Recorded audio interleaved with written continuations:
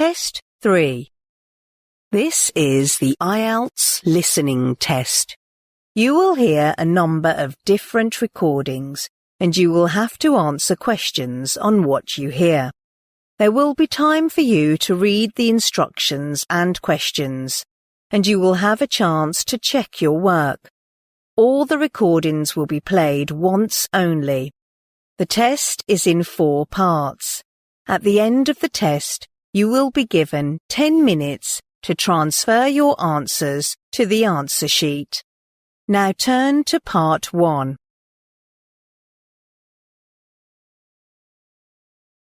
Part 1. You will hear a woman phoning a travel agency about hot air balloon rides. First, you have some time to look at questions 1 to 5.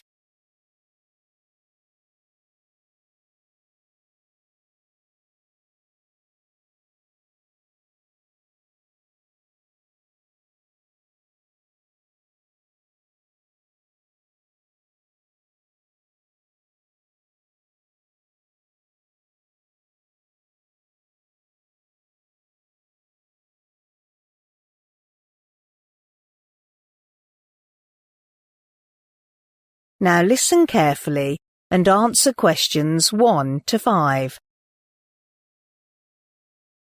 Good morning, Smart Travel. Jason speaking. Hi, good morning. I saw your advert in today's paper about hot air balloon trips. It sounds pretty exciting, and I wonder how much it costs. Well, the price may vary depending on the location, number of participants, and add-ons. A single ride may cost you up to £280 per person, but if you choose group booking, there is a discount, and the cheapest flight is £125 each for a group booking of at least 10 people. Oh, that's not too bad. What do you mean by add-ons? They are optional items, like taking photos for you during the ride, champagne, and sit-down breakfast after the flight. Upon completing the trip, we will provide each participant with a certificate, and that is entirely free of charge. Can I book a ride over the phone? Yes, that's an option. Reservations can be made 1 year ahead of your trip by telephone, but to pick a specific date, you must book online. A confirmation email will be sent to you right afterwards. How high can the balloons go? A hot air balloon's height is limited by the temperature of the air and how much fuel it can carry, and the highest altitude ever recorded for a ride is 1,800 meters, but most rides stay below 300 meters. Oh boy, that's impressive. How long is a single ride? The average hot air balloon ride lasts about an hour. The entire ballooning experience, which includes ground preparation, flight and post-flight packing up and celebration, may take 2 to 3 hours. And what time are the flights? Our flights generally meet about an hour before sunrise on the day. You will be notified of the exact meeting time the evening before your flight. Night flights are avoided due to weather conditions. Fair enough.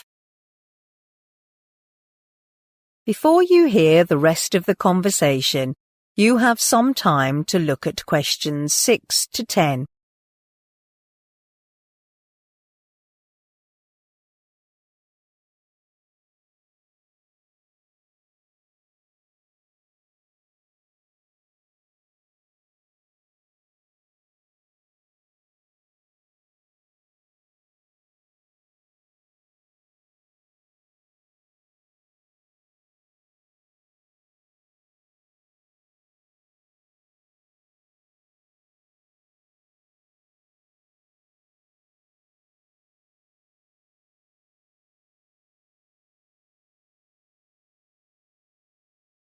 Now listen and answer questions 6 to 10. Which month do you recommend for a hot air balloon trip? Autumn is the best time of year to take the trip. Not only can you see the changing hues of the trees from above, but it is a great way to spend time with the whole family before it gets too cold. I see. But please note that our flight may be cancelled and you will be notified by phone the day before. Why is that? It can be quite dangerous to fly under bad weather conditions, like a thunderstorm. So our experienced pilots will not go under such conditions. What should I wear for the ride? We suggest wearing comfortable clothing, like a jacket. Multiple layers are always better. Wearing a helmet for safety concerns is also a good idea. Sandals are not permitted. Can children or older people participate? All children must be above the minimum age of 9 years old, and they have to be accompanied by at least a parent or guardian. However, an adult has no age limit as long as they meet the health requirements. What exactly are the health requirements? Participants must at least be in fair physical condition. For example, they shall have no significant knee, hip, or back problems, and no recent surgeries or broken bones. They must also stand unassisted for an hour during the flight. It is the required position during the whole flight. As the balloon comes to land, all passengers will need to adopt the landing position with knees bent in front of them. Are those rides safe? Hot air balloon companies are required to have a commercial balloon pilot license, and all our pilots go through rigorous training before they are allowed to fly. It is a relatively gentle activity. However, the impact of a balloon landing can vary drastically depending on factors like wind speed. Sometimes it is similar to the momentum of jumping off a small chair. If you cannot jump off a small chair, speaking to your doctor before booking a balloon flight is best. Thank you very much. I think that's all I need to know. Thanks for calling. Goodbye. That is the end of part 1. You now have half a minute to check your answers to part 1.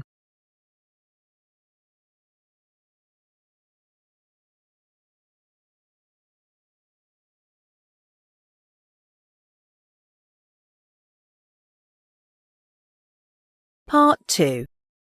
You will hear a woman talking on a radio program about a festival that is about to take place. First, you have some time to look at questions 11 to 18.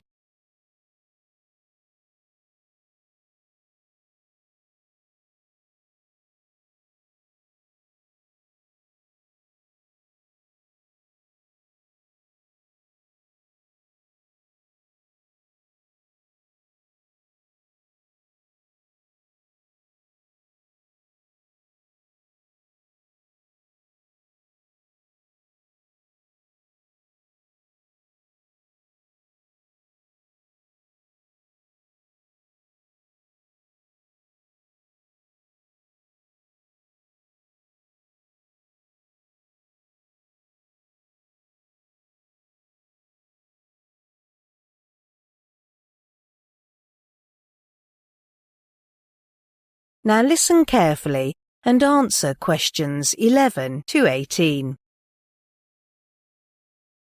I have in this studio with me Mary Smith from Yorktown Tourism, who is here to tell us about some of the events happening in our state capital over the next 3 weeks at the Spring Festival.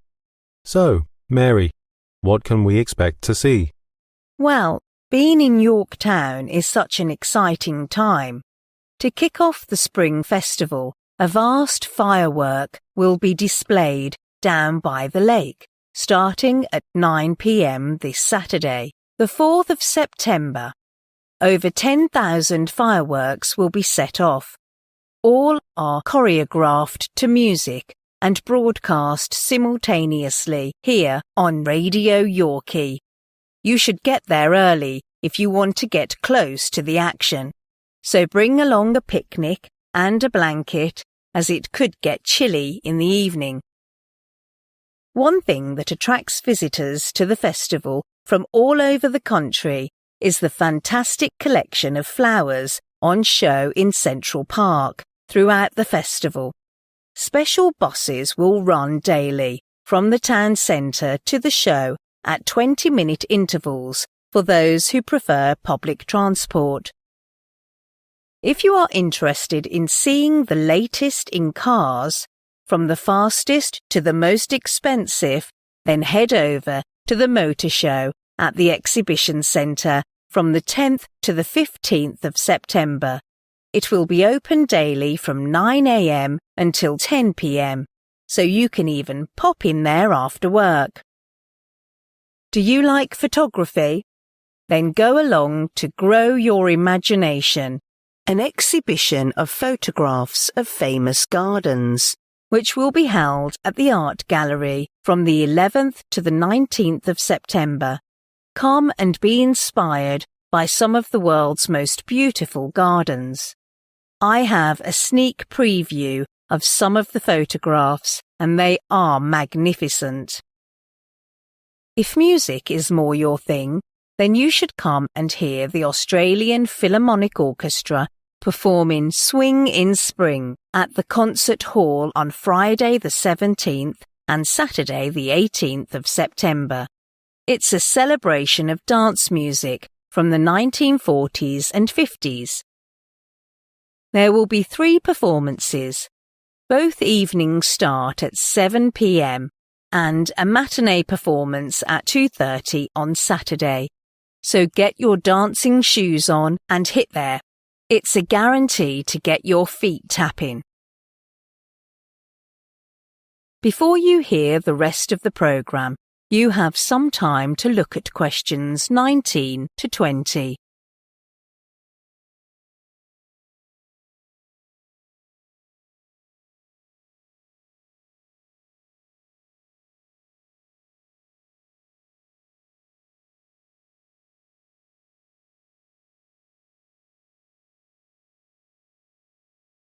Now listen and answer questions 19 to 20. Those are just a few of the attractions on offer. But for something a little different, you could try Balloons Down Under, which is the largest gathering of hot air balloons in the Southern Hemisphere. It's well worth it because over 25 balloons of all shapes and sizes will be a fantastic sight. I'm also happy to announce that one lucky person will get to go up in one of these free balloons. That is the prize in our unique Spring Festival competition. It usually costs you $200, so it's not a bad prize. I'm sure you all want a chance to win, so you'll need to fill out the entry form in today's paper of the York Town News. Don't forget to include your phone number and send it to Radio Yorkie. Make sure your entry reaches us by 5 p.m. on Thursday, the 9th of September. Then, to see if you've won, check out the festival's website on Saturday, the 11th of September, where we will publish the name of the lucky winner. It's such a fantastic prize, so hurry up and get your entry in.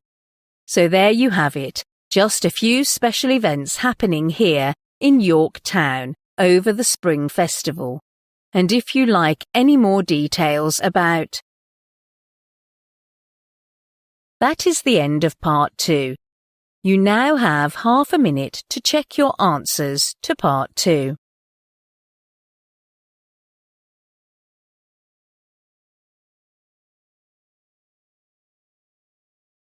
Part 3. You will hear 2 students called Troy and Gabriella discussing a dissertation on music. First, you have some time to look at questions 21 to 26.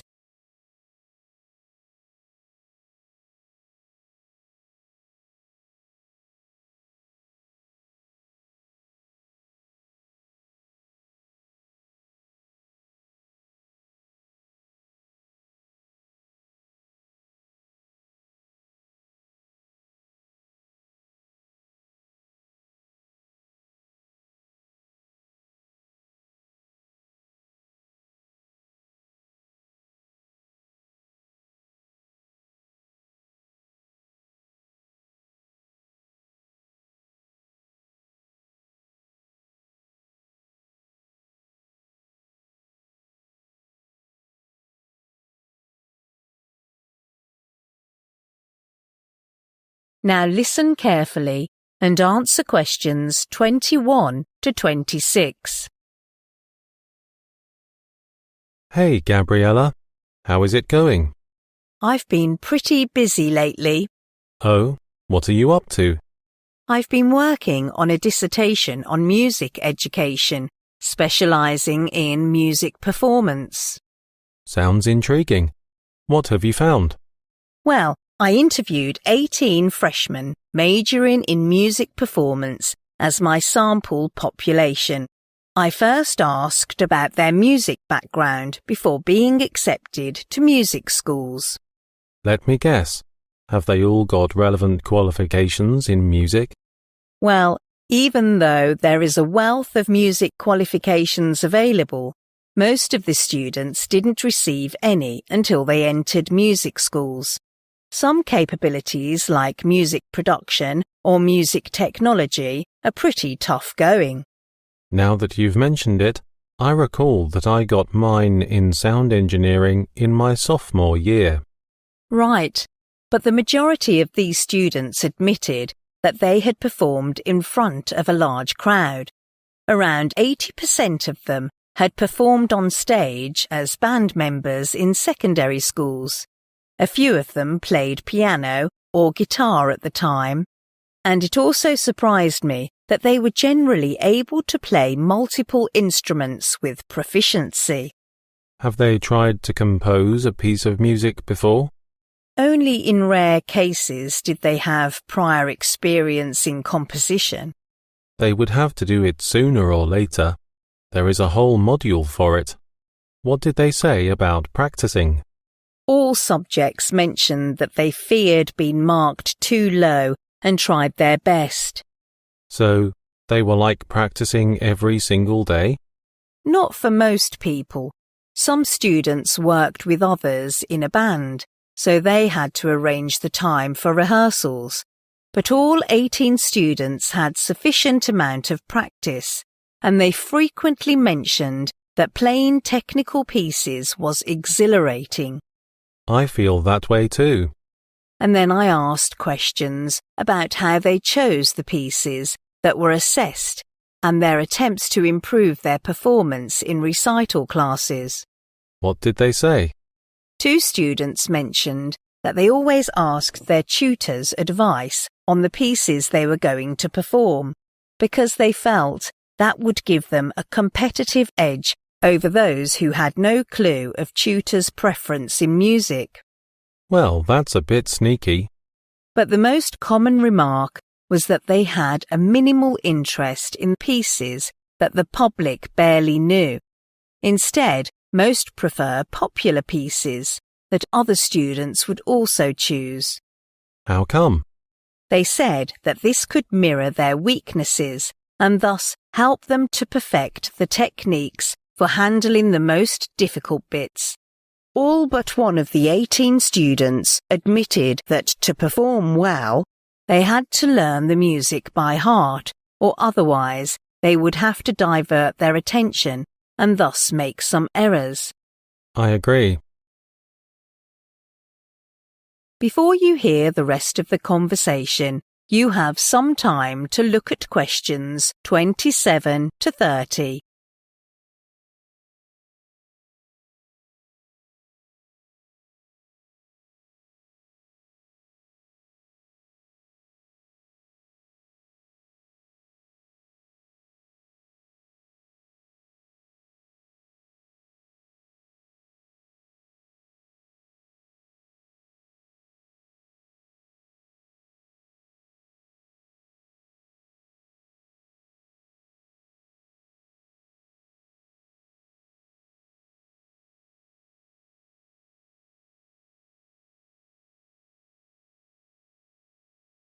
Now listen and answer questions 27 to 30. Then I asked them about their thoughts on practicing in different aspects, and some of their answers were entirely unexpected. Oh, what aspects did you look into? I first asked how they feel about playing solo. What did they say? They said being a solo performer takes desire, focus and hard work, and the performance would not pull off if one took the stage without confidence. But they all took great pleasure in it. Yeah, that's quite different from playing in an orchestra, where musicians have to work with other members to produce a harmonious sound that is pleasing to the ear. Right, and I also asked whether the choice of the piece to play would affect their performance. Well, that's a big yes for me. When I play a song I don't like, I won't devote myself to it. That's widely accepted. The audience can tell when performers are being authentic and inspired by the music they are performing. Many would spend hours or even days choosing the right piece. You have to put a lot of thought into it before it's too late. So what kind of musical genre do they prefer?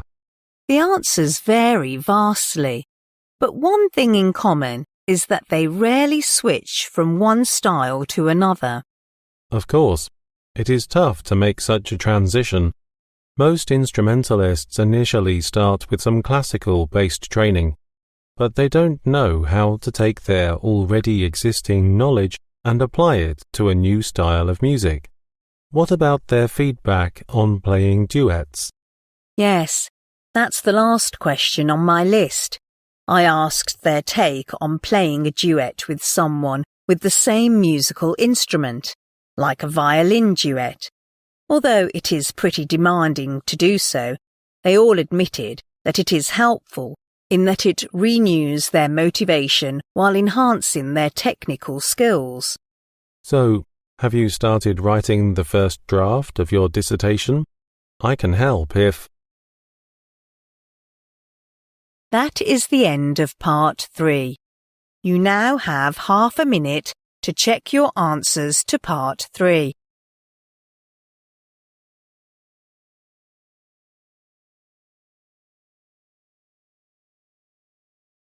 Part 4. You will hear part of a term project presentation about a British architect named George Dodds in the 19th century. First, you have some time to look at questions 31 to 40.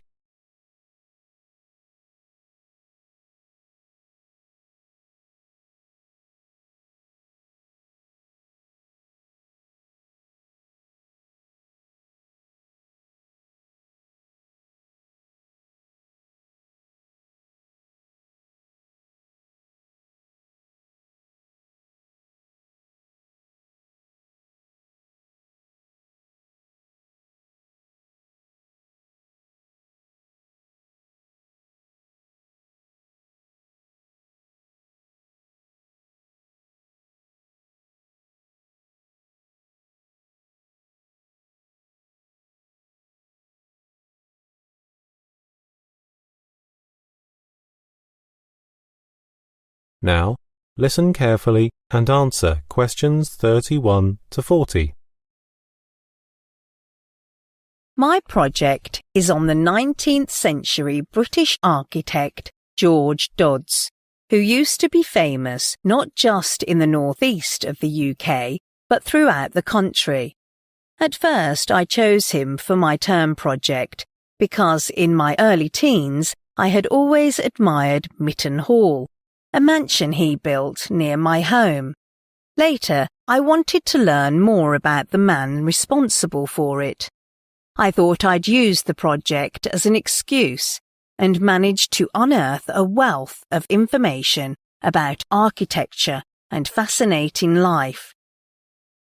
I thought I'd start today by telling you a little about Dodds himself, before looking at a selection of his more substantial buildings. He was the son of a landscape gardener and had a brief but successful career in his father's business. But the young Dodds started to resent what he saw as his father's old-fashioned approach to landscape. Dodds began to spend a lot of time thinking about how he could break with convention, creating buildings in a new relationship with their surroundings. In 1810, Dodds, aged 23 at the time, decided to go to London to study art under the eminent watercolourist Jack Vermoss. His friends strongly encouraged him to stay and work in London as architects were highly regarded there.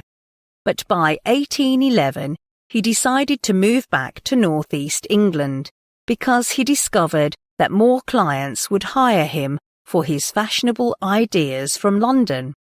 Having a large customer base, the city council included, Dodds was able to set up an architectural firm of his own. Dodds distanced himself from other builder architects and gradually established himself as one of the new breed of professional architects. And one of his signature designs was the Royal Arcade, which was commissioned by the City Council. Although never practised in London, Dodds gained a national reputation when he joined the newly formed Northern Architectural Association and was elected to be its first chairman. He retired from active work in his 70s after suffering a stroke, from which he never fully recovered. Dodds died at the age of 77 at his home. Dodds was versatile and could build houses of many different styles that his clients desired. His country houses are too little known, mainly because they are not so large, that they are open to the public and are often still in private hands, hidden behind parkland and trees. One was Mytton Hall, built in 1824 and finished 2 years later. The outstanding characteristics of Mytton Hall are Dodds' use of beautiful golden sandstone, Grecian-style entrance porticos, elegant staircases leading to an upper gallery. The building has a domed ceiling with a glass centrepiece. Even though the quality of the stonework was superb, some of the windows seemed to leak on rainy days.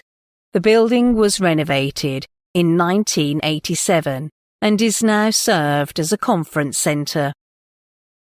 In 1830, the town council decided to build Royal Arcade on a site that used to be a corn exchange market and entrusted George Dodds with the design. And the shopping arcade was completed by 1832.